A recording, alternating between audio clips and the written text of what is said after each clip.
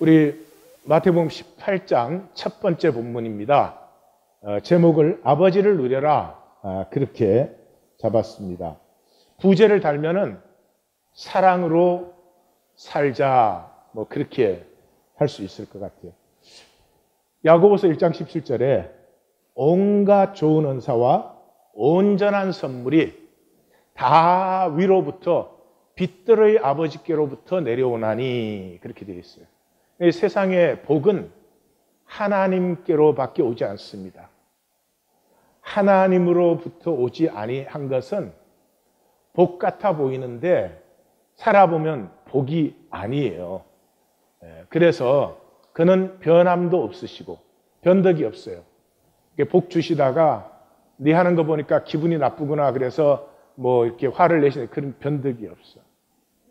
그 다음에 회전하는 그림자도 없어요.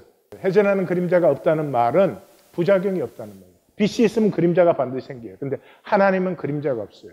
부작용이 없어요. 여러분, 세상에 좋다는 것 오거나 가질 때는 기쁘죠. 근데 그게 그렇게 계속 복이 됩니까? 그걸 한동안 갖고 있으면 그것 때문에 약한 점이 생겨요. 그것 때문에 더 어려워지는 점이 생겨요. 복은 하나님께로만 오는 것이고, 왜냐하면 하나님이 복이시니까요. 그래서 이 본문이 말해주는 건 한마디로 하면은 그냥 아버지 앞에 나와서 아버지의 딸과 아들로 살아. 왜 집 나가서 그렇게 고생해? 그게 이제 18장 1절에 10절까지예요. 마태복음을 이제 만나시려면 마태복음에는 플레이트가 있어요. 우리 지구는 가운데는 이 마그마예요. 펄펄 끓는 이 쇳덩어리 바다예요. 그 위에 대륙판 위에는 육지가 있고 대양판 위에는 바다가 있고 그래요. 그래서 이게 항상 움직이고 있죠. 그래서 이제 지진도 일어나고 무슨 또 처음 듣는 소리 듣는 것처럼 그렇게 그래요. 그래서 이 삶을 이루는 큰 플레이트가 있는데 마태복음이 그 플레이트를 가지고 얘기하고 있어요. 왜냐하면 마태는 세리니까 세리는 저희가 거두는 세금을 로마와 정산하지 않아요? 그러니까 그 제국의 삶에 상당히 이렇게 민감했던 사람인 것 같아요. 그래서 마태복음은 한마디로 이 제국판 속에 이 로마 제국이 그때는 얼마나 거대하게 보이겠어요. 지중해 전 세계를 다 정복했으니까. 그러니까 그 거대한 제국판 속에 실개울로 흐르는 하나님의 섭리. 그래서 딱 시작하자마자 아브라함과 다윗의 자손 예수 그리스도의 계보라. 아브라함은 하나님의 약속의 시작이죠. 하나님의 구원의 섭리가 시작되는 점이 아브라함이죠. 다윗은 그 약속의 클라이막스죠. 다윗의 나라를 영원케 하겠다 그랬으니까. 그게 그렇게 하나님이 지금 아브라함부터 계보가 나오기 시작하는 이유는 역사가 그냥 흐른 게 아니야.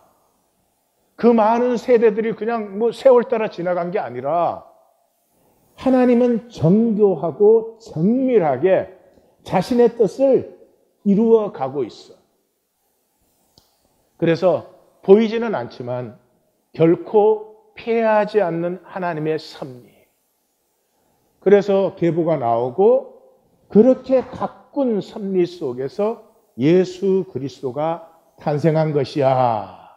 그것을 얘기하는 거죠. 그러면서 하는 말이 이 제국판은 참 잔혹한 판이라는 거죠. 이 동방박사는 구하고 찾고 두드린 사람들의 모델이죠. 그 수말리 이역 땅에서 기다리다가 그 별빛 하나를 따라오는 그 구하고 찾고 두드림의 사람들 앞에 제국은 2살 아래 모든 아이를 살육하는 그 참혹함으로 이것을 막고 있는 것입니다. 막고 있는 이 역사에 이 예수님은 이 나사렛이라는 동네에서 드디어 자라기 시작해요. 나사렛이 싹 순이라는 말이에요. 이사야 선지자의 그 말씀에 가지에서 한 싹이 나오며 그리고 나사렛이 나오며 그런 뜻이에요. 그래서 이 거대한 제국의 진실은 무슨 북치고 장구치고 몽땅 다 믿어야 되고 그럼 진실일 수 없죠. 정말 구하고 찾고 두드리는 중심의 진실이 있는 사람만 만날 수 있어요. 그게 순도 100%예요. 무슨 뭐 사람들이 떼거리로 몰려들고 그럼 100% 순도에는 그런 일이 있을 수가 없어요. 예. 다이아몬드도 순도가 높은 건 뭐 몇백 년에 하나씩 나와요. 순도가 뭐 조금이라도 섞여 있기 때문에 광산에서 캐내는 거죠. 그래서 시작하자마자 뭐라 그래요? 이 모든 일은 주께서 선지자를 통해서 말씀하신 것을 지금 이루고 있는 것이다. 그리고 그것이 드디어 이루어져서 나사렛이라는 동네에서 하나님 나라가 싹으로 지금 피어나고 있다. 그런데 이 섭리를 따라 사는 것은 참으로 어려운 일이다. 왜? 이 제국파는 잔혹합니다. 이미 그것을 동방박사와 이 헤롯의 그 2살 아래 아이를 다 죽이는 것을 통해서 대조적으로 딱 보여줬잖아요. 제국은 잔혹합니다. 잔혹한 세계에서는 믿음이 사라집니다. 깨어져 버려요. 폭력이 많은 가정에서 자라난 아이는 그 폭력이 뭐 어떤 폭력이든 간에 믿을 수가 없어요. 그렇지 않겠어요? 언제 화를 낼지, 언제 무드가 바뀔지. 그래서 이 잔혹한 세계에서는 믿음이 사라져요. 그래서 사랑이라든지 용서, 뭐 풍요, 복, 생명, 약속 이런 것들 들으면 개념을 이해하지만 믿을 수는 없어요. 실제적으로는 사랑이 어디 있어? 무슨 뭐 복을 이렇게 죽으라고 이래도 이 모양인데 이런 것들이 누가 말을 해줘서가 아니라 그냥 그 사람의 의식 플레이트에 의식판에 그냥 깔려버려요. 그래서 변화산에서 딱 내려왔을 때 예수님은 이 세상을 뭐라고 했어요? 믿음이 없고 폐역한 세대. 왜 우리는 못 고쳤습니까? 너희 믿음이 없는 까닭이라. 그래서 이 제국판의 기본 자세는 불신이에요. 불신이라고 하는 건 참 안타까운 거예요. 왜냐하면 모든 것 이전에 사랑과 복을 믿지 못해요. 복되게 살고 싶은데 근본적으로 내가 어떻게 복되겠나? 내가 언제 돈을 벌어가지고 뭐 남들처럼 좀 살고 그게 딱 깔려 있어요. 그러니까 자기가 거부하는 거예요. 사실은 열리는 건 어디서 어떻게 열릴 가능성 수도 없이 많죠. 그 사람 자신 안에서 딱 닫혀 있어요. 그래서 이 사랑, 용서, 긍휼 말은 좋지만 그런 게 어디 있나.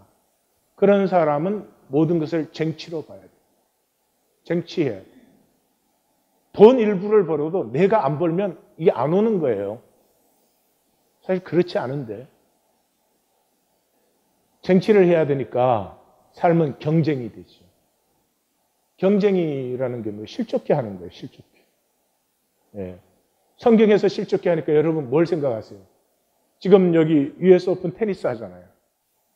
그 뭐 8강에 올라갔다, 뭐 4강에 올라갔다 올라가서 싸우면 어떻게 해요? 한쪽이 져야 되는 거예요. 실족해야 되는 거죠. 그래서 난 안 나가.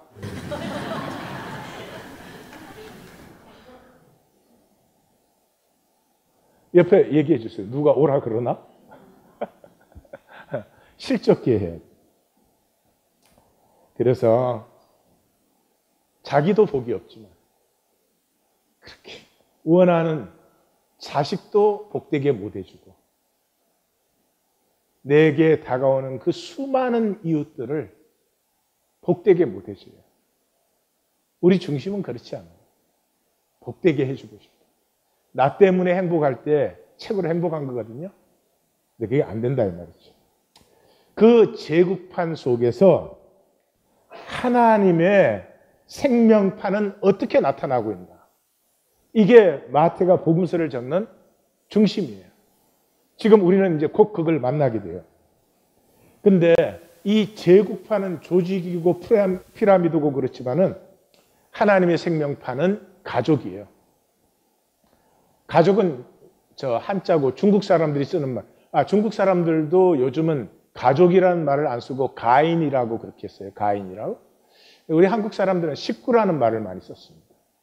요즘은 식구라는 말을 별로 안 쓰는 것 같아요. 식구라는 말이 참 좋은 말인데 같이 먹는다 이런 말이에요.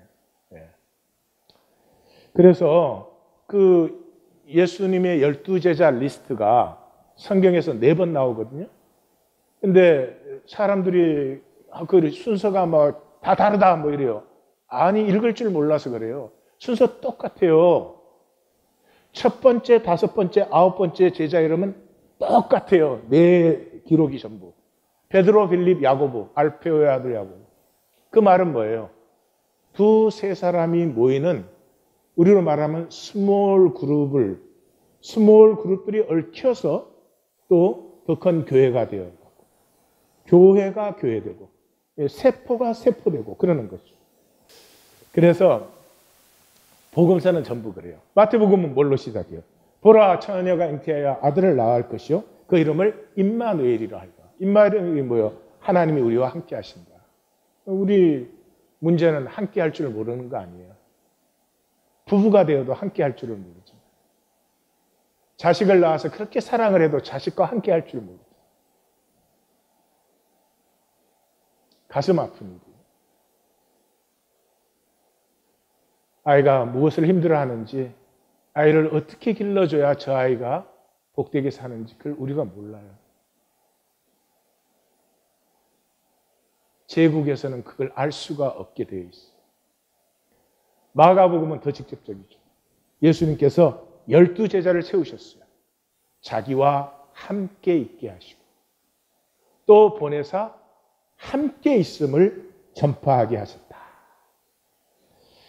그래서 이 핵심은 신앙은 나 개발이 아니에요. 내가 얼마나 잘 믿나, 내가 얼마나 잘하나, 이건 전부 사람 앞에 하는 거예요. 사람 앞에서 내가 얼마나 잘 믿나, 내가 얼마나 훌륭하나, 그런 게 중요하잖아요. 훌륭하지 않으니까. 하나님 앞에서는 내가 잘난 척을 할 수 있어요? 못난 척을 할 수 있어요? 그냥 아버지 집에 어린아이가 되는 거죠. 그게 신앙의 시작이에요. 이 마태복음을 2000년 전에 적었어요. 심리학도 없고 무슨 뇌과학도 없을 때 적은 책이에요. 뇌과학이 지금 이거 조금 따라가요. 그냥 아버지 집에 있는 아이는 에고에서 자유하잖아요. 그 아이가 무슨 밥 때 되면 굉장히 상냥해졌다가 그런 게 없죠. 예? 지 좋아하는 거 안 줬다고 신경질이나 내고 그렇지. 그냥 아버지의 복을 누리는 거죠. 에고의 이 저주의 핵심이 뭐예요? 계산. 계산을 하면 굉장히 똑똑하게 생각이 돼요. 현명한 것처럼 보여요. 그런데 자기 계산이 자기 한계라는 것을 스스로는 몰라. 그래서 자기가 거기에 사로잡혀요. 자유하지 않아요. 사람의 일은 하는데 하나님의 일은 뭔지 몰라요. 이런 거예요. 청소 하나를 해도 그냥 하나님에게 하면 돼요. 그러면 그건 냉수 한 그릇이에요. 그런데 그 청소하면 안 도와주는 사람이 섭섭하고 같이 하는 사람이 못마땅하고 모든 걸 사람의 일로 만들어요. 에고는. 어려울수록 어려운데 내가 섬기니 참 고맙다. 그건 마음먹어서 되는 일이 아니에요. 그건 은혜를 만날 때 솟아나는 마음이지. 내가 그렇게 해야지. 그렇게 되는 건 절대로 아니에요. 자, 이 제국의 삶은 그래서 서로를 실족케 하는 게 제국의 삶이에요. 예, 그걸 우리말로 바꾸면 상처예요. 우리는 가족이 되어서도 상처를 주고받아요. 근데 그 상처가 하나님의 섭리예요. 하나님의 섭리예요. 하나님이 잔혹한 제국을 허락하셨어요. 왜냐 그러면 우리에게 주신 생명은 장성시키기가 그만큼 어렵고 가치가 있는 것이에요. 그만큼 힘든 훈련이 필요한 것이에요. 양을 이리 가운데로 보내는 것 같은 훈련이 필요한 거죠. 그래서 문제는 상처가 아니에요. 그 상처를 대하는 나 자신이에요. 상처를 받게 되면은 문제는 열등감이 생겨요. 열등감이 생겨요. 상처를 받으면 열등감이 생겨요. 어쩔 수가 없죠. 근데 그 열등감은 그냥 난 좀 부족해 이런 게 아니에요. 맹수예요. 맹수. 우는 사자예요. 막 뭘 좀 잘못하면은 막 자기를 깎아내려요. 하면은 뭐 그거밖에 안 되지 또 그렇게 했니 막 이러죠. 그럴수록 겉으로는 안 그런 척도 해야 되죠. 진정한 자신을 못 열어요. 자신을 보여주기를 거부해요. 그리고 멋지고 완벽한 모습만 보여주려고 몸부림을 칩니다. 자기가 자기를 버리는 거죠. 모든 것과 거리를 두어요. 가까이 오면 불안해요.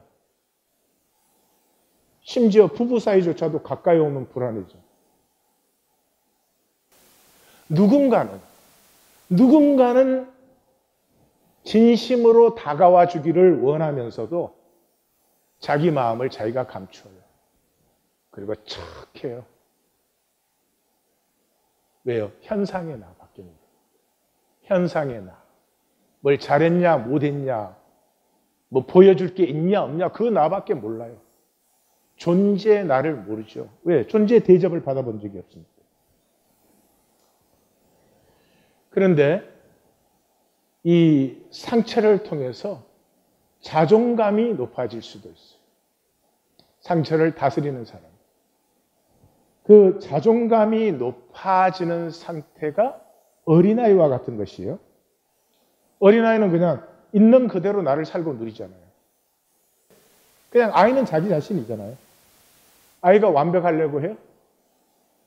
울고 싶은데 딱 참고 근엄한 표정 짓고 이런 거 없지요. 예. 그냥 현재 나로 당당할 뿐이에요. 뗐을 때는 뗐어요. 기분 좋을 때는 기분 좋아요.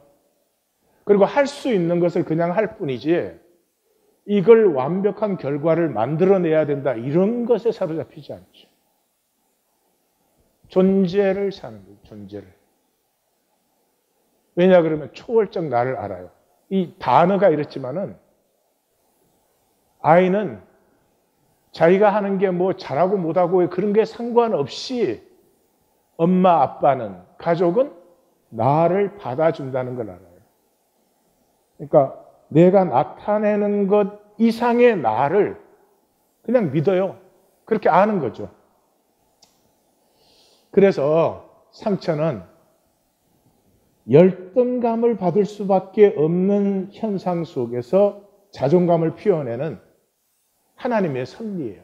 초월이 일어나게 하는 하나님의 섭리예요. 그래서 이 상처에 쏘은 사람은, 현상뿐인 사람은 상처라고 하는 건 뭐 백해무익한 것이죠. 쏘으면 상처가 없어야 될 것이에요. 없어야 돼요. 근데 없앨 수 없잖아요. 그러니까 네 탓, 내 탓, 내 잘못, 나이가 들어서까지도 부모 잘못 이러고 있는 거죠. 그렇게 되면은 이 사람은 힘기르기밖에 몰라요. 힘기르기밖에. 자라날 때 어른은 엄마와 아빠는 상처를 주고도 정당하잖아요. 그렇잖아요. 부모는 자식에게 상처를 주고도 정당하잖아요. 사랑하니까. 아이를 위해서 모든 걸 희생하니까. 아이는 희생해달라는 적이 없어. 그러니까 이 아이는 자라나면서 어떻게 돼요? 상처는 힘의 문제지. 힘만 있으면 상처를 주고도 정당한 것이고, 힘이 없으면 상처를 받고도 잘못된 것이고. 이렇게 되면 이 상처에 눌리기 시작하면 이 사람은 상상으로 상처를 자원함으로 모든 곳에서 무시로 받아요. 때를 얻든지 못 얻든지. 그래서 뭐 표정, 말투, 제스처 이런 게 그냥 다 상처예요. 예민해. 섬세하고 민감한 건 좋은 거예요. 근데 예민은 안 돼. 그게 이제 그렇게 섭리가 그렇게 흐르고 있다는 거예요. 그런데 그렇게 상처에 쏟지 않으려면 들리는 거예요. 들린다는 말은 현상 속에 지금 뭔가가 일어나고 있잖아요. 그렇지만 그 일어나는 상황도 내가 아니고 그 상황에 반응하는 나도 내가 아니고 진정한 나는 그 상황에서 들려서 상황과 상황에 내가 어떻게 반응하는지를 보면서 내 반응을 선택하는 것이 진정한 나죠. 그래서 마르쿠스 아우렐리우스의 그 명상록에 보면은 그런 말이 있어요. 새의 관점을 가져라. 그러니까 들리는 게 어려운 사람은 새의 관점이라도 가지시면 좋을 것 같아요. 어려운 일이 일어날 때 새가 돼서 높은 하늘에서 자기를 바라보는 거예요. 높은 하늘에서 자기를 바라보면은 그 세계 속에는 이런 일도 있고 저런 일도 있고 그래요. 근데 그 전체를 못 보면 막 어려운 일이 일어났을 때는 자기에게 자기가 늪이 되는 거죠. 그래서 맨날 거울아 거울아 그래요. 백설공주 계모가 거울아 거울아 하는 이유가 뭐예요? 나보다 우월한 사람이 있을까 봐. 그게 열등감이에요. 내가 잘나야 돼. 다른 사람이 잘나면 안 돼. 그래서 우월감과 열등감은 동전의 양면이죠. 이게 뭐 저주 중에 저주예요. 여기에 사로잡혀 있으면 저주예요. 왜냐 그러면 그냥 나는 용납이 안 돼요. 그런데 행복은 그냥 나일 때만 행복할 수 있어요. 그냥 나가 용납이 안 되는 사람. 뭔가를 잘해야 되고 뭔가를 성공해야 되고 뭔가를 이루어야만 그 사람은 결코 행복하지 않아요. 그 결과가 왔을 때 잠깐의 만족은 있을 수 있지만 절대로 행복을 몰라요. 행복하지 않은 사람은 생명의 기력을 빼앗긴 사람이에요. 억지로 살아갑니다. 삶을 만드는 게 너무나 지쳐 있어요. 그래서 마태는 구원은 그냥 나됨으로 안식하는 거예요. 아버지를 알고 아버지 집에 그냥 어린아이가 되는 거예요. 이걸 설명하는 내가 오늘은 참 답답합니다. 하나님이 나를 창조하셨고 하나님이 하나님의 생명을 나에게 주셨거든요. 그리고 하나님은 자기의 생명이 내가 누리는 나의 유업으로 피어나게 하려고 이런 세상의 훈련장에 나를 보내신 거거든요. 그런데 그 하나님 주신 생명에는 병이 있어요, 없어요? 있어요, 없어요? 없죠? 가난이 있어요, 없어요? 메마름이 있어요, 없어요? 미움, 정죄, 판단 없죠? 사랑, 용서에 풍성하죠? 그래서 겨자씨만한 믿음만 있어도 산도 옮긴다는 말이 그 믿음을 잘못 생각하시면 안 돼요. 내가 하나님의 생명을 가진 하나님으로부터 난 하나님의 자녀 유업자라는 것을 겨자씨만큼만 알아도 병이니 가난이니 삶의 어려움이니 이건 다 현상이 주는 거짓이에요. 여기 있는 동안에 그런 것들이 느껴지지만 그건 다 쓰러지는 것이에요. 그것에서 자유함을 얻으면서부터 생명이 피어. 그럼 뭐 병을 고치려고 애쓸 필요가 없지. 예, 잘못된 내 삶을 교정시키려고 나한테 와서 네 고생했다. 이제 가. 그래서 그냥 아버지 집에 어린아이로 돌아오면 돼. 그게 참 탕자의 비유 아니에요. 이 탕자가 아들의 자격과 조건이 하나도 없는 상태예요, 지금. 아들의 자격과 조건이 하나도 없는데 아버지는 아버지야. That's enough. 아버지에겐 그게 전부예요. 잔뜩 성공 출세해가지고 아버지 나 보셨죠? 에? 나 이런 사람이에요. 아버지에겐 그게 더 싫을지 몰라.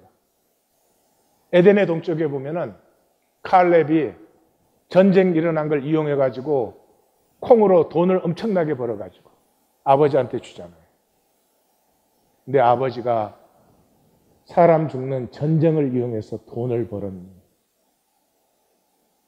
그리고 기뻐하지 않죠.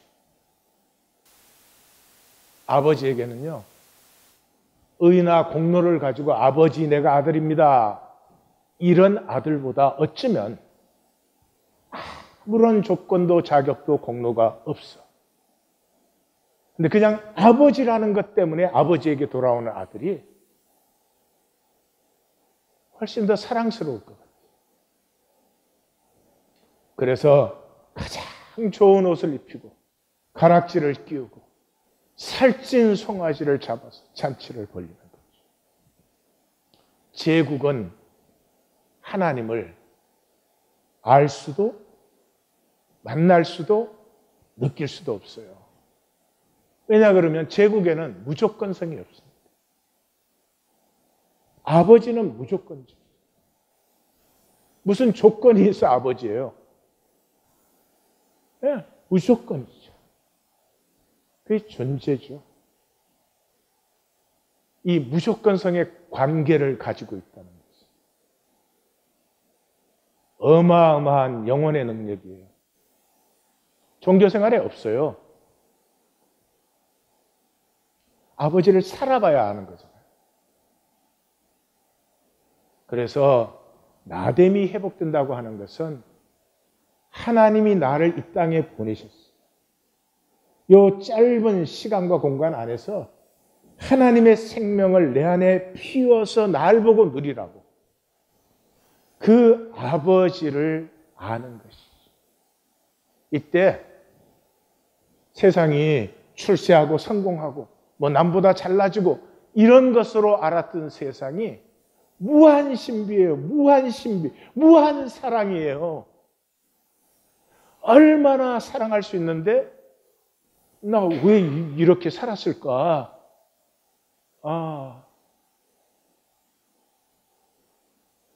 얼마든지 용서할 수 있는데, 나눌 수 있는데, 이런 것이 열립니다. 그래서 성경의 특징이 가정 용어예요, 가정 용어. 성경은 가정 얘기잖아요, 일단. 창조 끝나고 타락 끝나고 나서 뭐예요? 노아의 가정 얘기, 그 다음에 아브라함의 가정 얘기, 이삭의 가정 얘기, 야곱의 가정 얘기, 모세의 가정 얘기, 그 다음에 사무엘의 가정 얘기, 다윗의 가정 얘기. 구조 멋있게 만들어서 사람이 아름다워지지 않아요. 사람을 아름답게 하는 것은 이 무조건적 관계인 이 가족 관계에서. 그래서 아버지와의 가족 관계로 회복되지 않는 한은 우리 안에 있는 하나님의 생명의 이 복과 신비는 회복할 길이 없어요. 그래서 용어 자체도 전부 가족 용어예요. 부모, 자녀, 형제, 자매 뭐 그렇잖아요. 신탁 중에 최고의 신탁이 나단의 신탁이죠. 다윗의 나라, 메시아의 나라를 영원케 한다. 그게 나라라고 하지 않고 뭐라고 해요? 집이라고 하죠. 여호와가 너를 위하여 집을, 너는 내 이름을 위하여 집을. 베이어스 그런 단어입니다. 우리는 이걸 잘 모르니까 노아의 방주를 만들 때도 역청을 안팎으로 치려라 이렇게 우리는 번역을 했는데 그 안팎 앞에 집이라는 단어가 들어가 있어요. 메이어스. 집을 안팎으로 치려라. 이 어색하지 않아요? 무슨 집이 여기 있어? 그러니까 대부분의 번역은 그걸 생략해 버렸어요. 또 그 창세기 15장에 가서도 그 이삭을 약속받았지만 못 나으니까 내 상속자는 다메섹의 엘리에셀입니까? 라고 묻잖아요. 우리는 상속자라고 번역을 했어요. 근데 그 단어가 베이어스, 집이라는 단어예요. 내 집이 다메섹의 엘리에셀입니까? 아니다, 내 몸에서 날짜다 이렇게 하는 거예요. 그래서 스데반이 그 순교하는 설교를 할 때 야곱의 집을 위하여, 그게 타브나클, 이스라엘이라는 나라라고 하지 않고 야곱의 집을 위하여. 그런데 솔로몬이 빌딩 세웠다. 빌딩. 사람이 손으로 지은 빌딩에 하나님이 어떻게 계시냐? 나를 위하여서 무슨 빌딩을 짓겠느냐? 이렇게 굉장히 영적인 부분입니다. 그래서 마태복음은 지금 이 어마어마한 로마 제국 안에서 우리를 이렇게 부르고 있죠. 이제 종교 끝내고 아버지의 집에 돌아와. 다시 태어나. 기독교가 가장 많이 하는 말이 거듭남인데요. 거듭남의 의미를 한번 기독교 세계 다 다니면서 물어보세요. 가장 추상적일걸요? 왜 그래요? 거듭난 단어만 갖고 얘기를 하니까. 복음서의 거듭남은 제국에 살던 사람이 아버지의 가정으로 돌아옵니다. 제국과 가정은 삶의 자세, 의식, 모든 것이 다 달라져 버리는 거죠.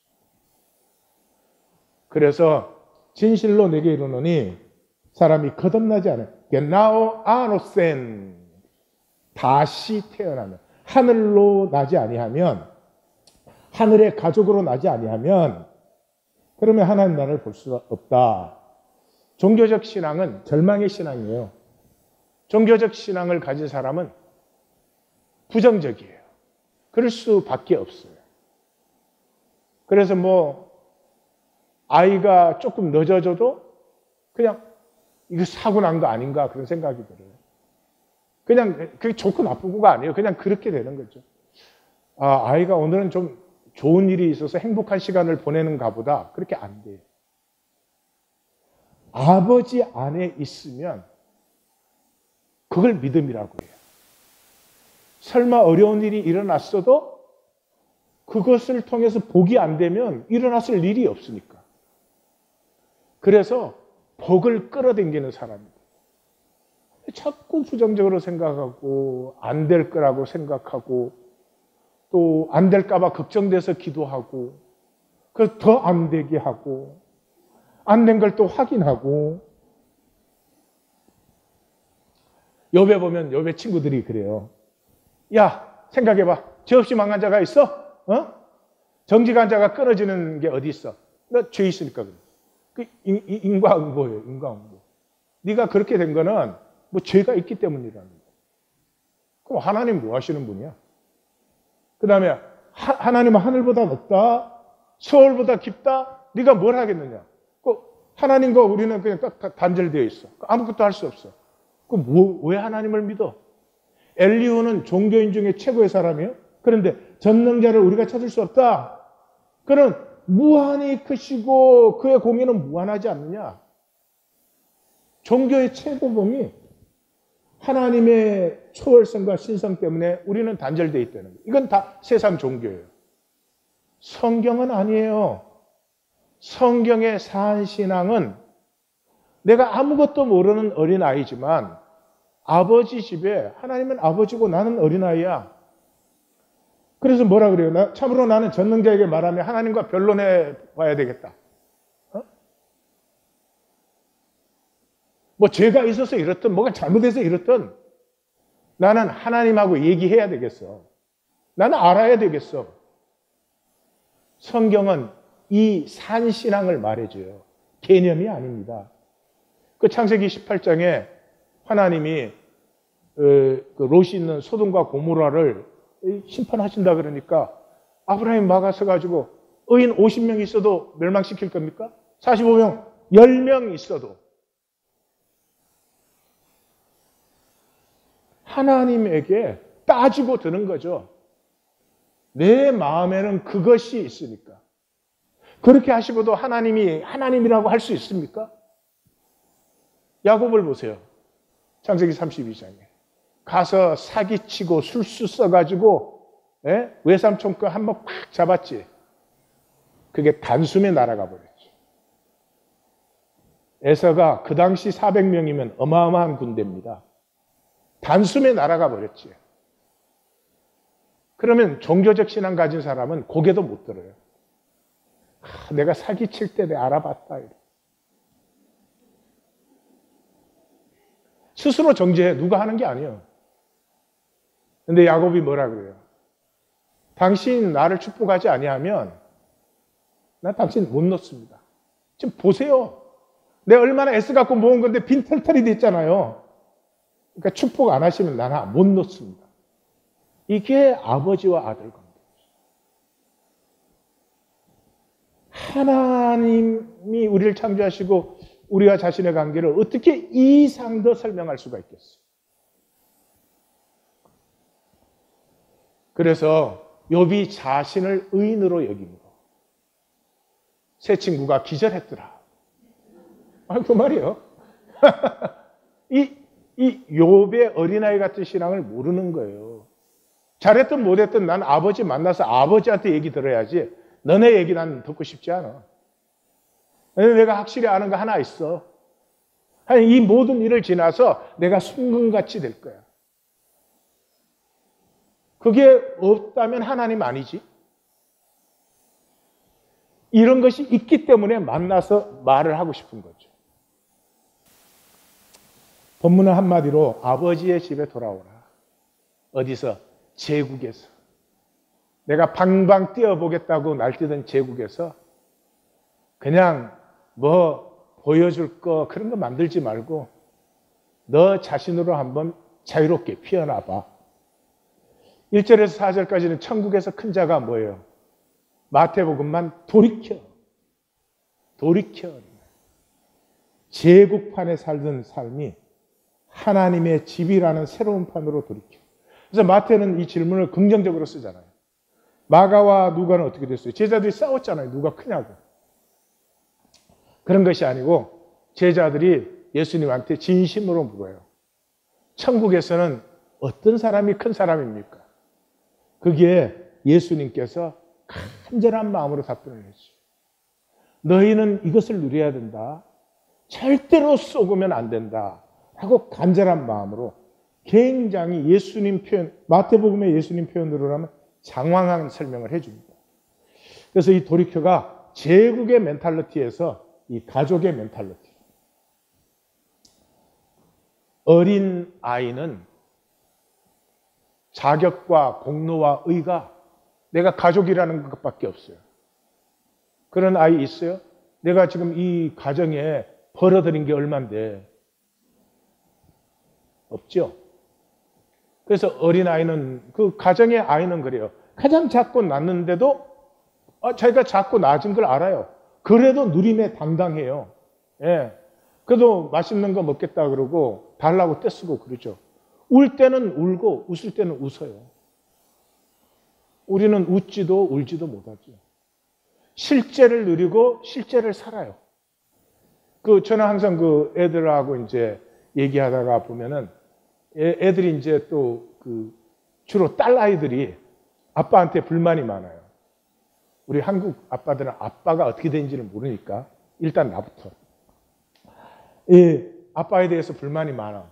이제 슬슬 맞장구를 쳐주는 거야. 아유, 아빠가 잘못했구나. 그건 아빠가 나쁜 거야. 막 그런 아빠랑 어떻게 같이 사니? 뭐 그렇게 하다가 제가 딱 그래요. 그러면 더 좋은 아빠로 바꿔줄게. 딱 그 순간에요. 애가 달라도 표정은 다 똑같아요. 그 표정이 뭐냐 그러면 이게 웬 또라이냐? 와, 아이들한테 그런 표정 보기 힘들어요. 너무 뜬금없는 거예요. 처음에는 내가 당황했는데 그게 반복적으로 보면서 아빠가 잘해주고 못하고 잘하고 못하고에 상관없어. 아빠는 아빠야. 실제고 절대예요. 잘해서 아빠가 아니고 뭐 못해서 아빠도 아니에요. 그냥 아빠는 아빠야. 그걸 바꾸는 생각을 하다니 이 목사가 미쳤구만. 완전히 그런 표정이에요. 실제. 무엇보다도 잘못하면 화를 내요, 아이들은. 화를 폭발시킨다는 말이 아니에요. 화를 표현해요. 아이가 화를 폭발시키는 과정은 기도 많이 하셔야 됩니다. 아이는 화를 표현할 수 있어야 돼요. 엄마, 아빠 좀 제대로 해. 나 그거 원하지 않아. 내가 이렇게 원했잖아. 할 수 있어요. 이 모든 것을 한마디로 말하면 이게 무슨 말일까요? 이게 무슨 말일까요? 사랑이에요. 사랑. 아이는 가족을 사랑하기 때문에 잘하고 잘못함에도 자기로 담당하고 화가 나도 화가 난다고 표현할 수도 있고 사랑하기 때문에 어른들은 화를 안 내죠. 꾹꾹 눌렀다가 폭발시키거나 암이 걸리거나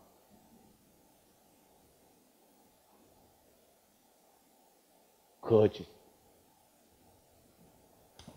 5절에서 7절까지는 하나님의 보내심이죠. 이 세상 큰 것 같아요? 하나님 눈에는 조그마한 지구예요. 거기에 하나님이 자기의 가정을 세우셨어요. 그 가정에 우리를 다 보내신 거예요. 내 옆에 누가 와 있는지 모르지만 하나님이 보내신 거예요. 내가 누구 간데 판단 정지예요? 내가 누구 간데 너는 내가 원하는 것처럼 돼야 된다고. 물론 선한 의도죠. 아니에요. 영접해 달라고 보냈어요. 어린아이 하나 영접하면 나를 영접한 것이고 나를 영접한 것은 나를 보내신 하늘 아버지를 영접한 것이에요. 그래서 이 작은 자 중 하나를 실족케 하면 차라리 연자 맷돌이 그 목에 달려서 깊은 바다에 빠뜨려지는 것이 더 낫다.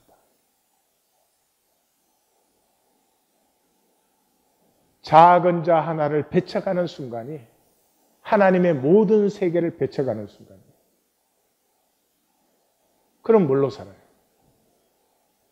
내 에고의 능력으로 살아요. 내 에고로 만든 세계가 나의 세계의 전부죠. 얼마나 힘들겠어요. 얼마나 불안하겠어요. 참 불쌍한 것이 가족의식을 상실한 것이죠. 그래서 고아가 불쌍한 거 아니에요? 고아는 모든 것에서 단절 느낌을 갖고 있어요. 그래서 가족의식이 상실된 사람은 삶은 위선적이에요. 보이려고밖에 없어요. 하나님과 관계는 종교밖에 없어요. 진실을 가꾸지 못하기 때문에 관계가 없어요. 생명의 복은 순전합니다. 순전할 수 있으면 아무것도 불안하고 염려하실 거 없어요. 총 100개 갖고 있는 사람이 강도를 지키는 게 아니에요. 순전한 마음이 강도를 지켜요. 강도가 들어왔는데 그 야채 가게 주인의 얼굴이 너무나 순진하고 하나도 겁내지 않고 환하게 웃으면서 있는 거 다 갖고 가라고.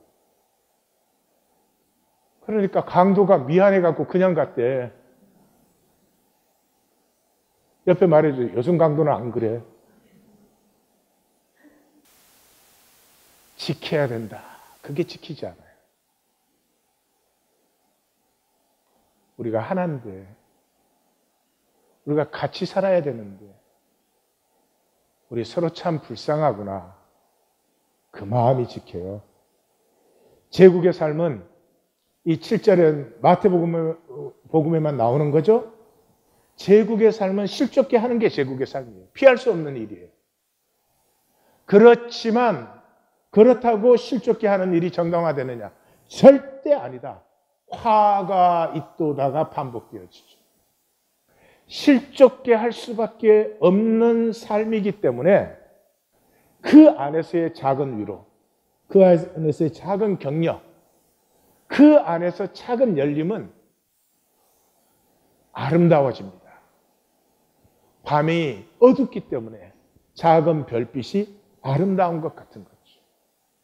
잘 보아라.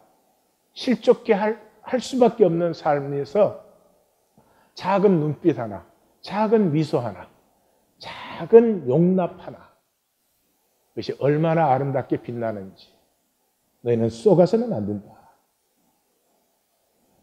총 마감은 8절에서 10절은 예수님의 마음이죠. 결코 지옥을 살아서는 안 된다. 여기는 설명하고 이해하는 부분이 아닙니다. 가만히 한번 읽어보세요. 예수님을 모른다고 생각하시고 도대체 누군데 이런 말을 하시는 걸까? 한번 읽어보세요. 실족게 하느니 손, 발, 눈, 다리 다 찍어버리는 것이 낫다. 아이오니아스 푸르, 게나 푸르. 예수님이 이걸 반복을 해요. 이거 한 번 하기도 힘든 말이에요. 영원한 불, 지옥불. 거기에 들어가는 이것은 아버지를 죽이는 일이야. 한 사람이 들어간다고 해도 아버지의 가슴에 영원히 못이 박히는 일이야. 결단코 그렇게 되어서는 안 돼. 그냥 아버지 앞에 오면 되는데.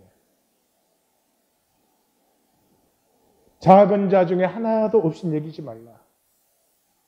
그 천사가 아버지의 얼굴을 항상 영광의 보좌에서 뵙고 있다. 아버지의 마음 기억하라는 거죠. 그 아버지의 마음이 어떤 마음이에요?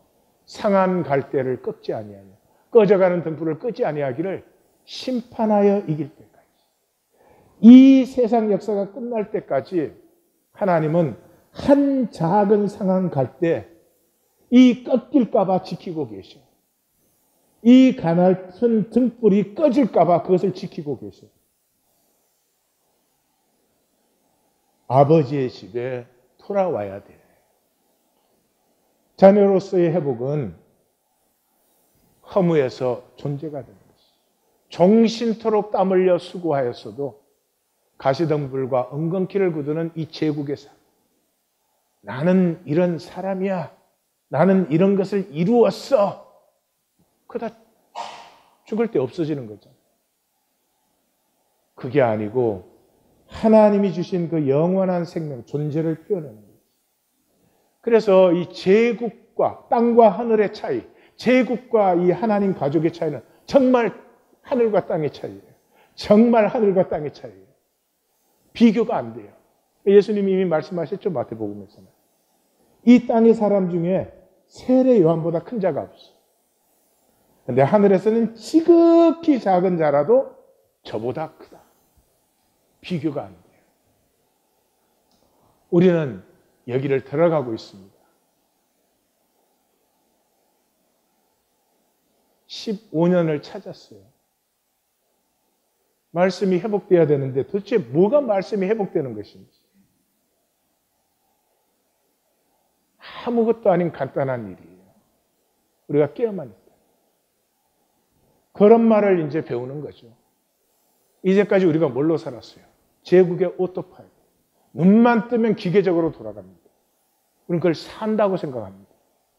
일주일 내내 바쁘게 살았어도 기억되는 것이 아무것도 없어요.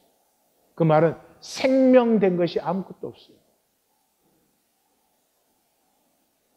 그 삶에서 이제 하나님과 관계에서 기억을, 못 만들기를 하는 것이죠. 어떻게? 주어진 것에 리액트하던 삶에서 이제 프로액트. 말씀이 이렇게 말하시기 때문에 내가 행동하고 사는 거죠. 아주 작은 것부터.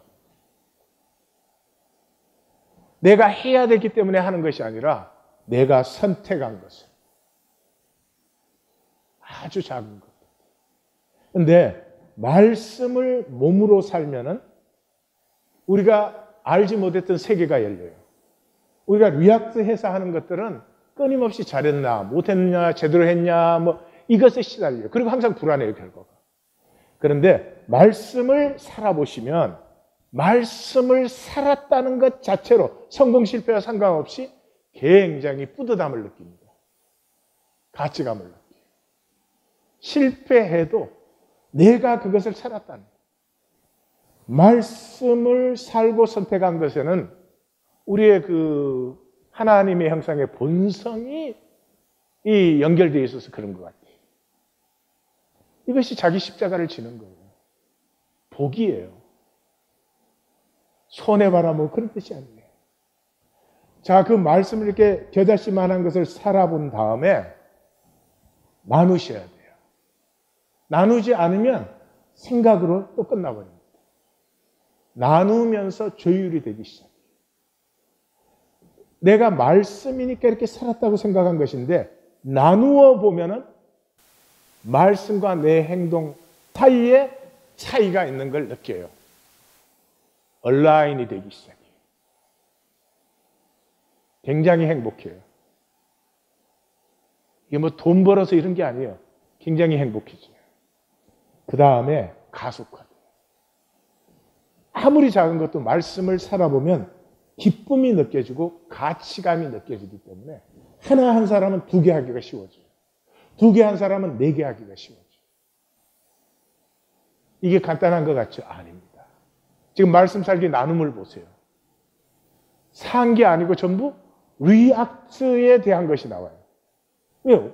계속 그렇게 살았으니까. 당연한 거죠. 리액트 하려고 했는데 말씀 때문에 브레이크가 이렇게 걸렸다. 뭐 그래서 생각을 바꿔서 그냥 생각했다. 뭐 이런 거예요. 그것도 중요해요. 브레이크가 걸리는 게 중요해요. 거기서 머무르면 아무것도 아니에요. 아직까지 그게는 에고의 영역이니까. 살아보는 거죠. 이 살면서 코이노니아가 일어나요. 이게 살아보면 전에는 간단하게 생각하고 남이 못하면 판단 정지하던 게 쉬운 일이 아니다. 그렇게 간단하지 않아. 그래서 남이 잘 못하고 실수하거나 실패하면은 안타까운 마음이 생기기 시작해요. 안타까움. 이 안타까움이 생기기 시작했으면 큰 복입니다. 판이 달라진 거예요. 제국판에 있지 않고 아버지의 가족판으로 옮겨지기 시작한 증거예요. 그 안타까움이 피어나면 많은 것들이 따라와요. 기도가 따라오고, 기도하면 믿음이 따라오고, 그러면서 새로운 세계가 열리기 시작하죠.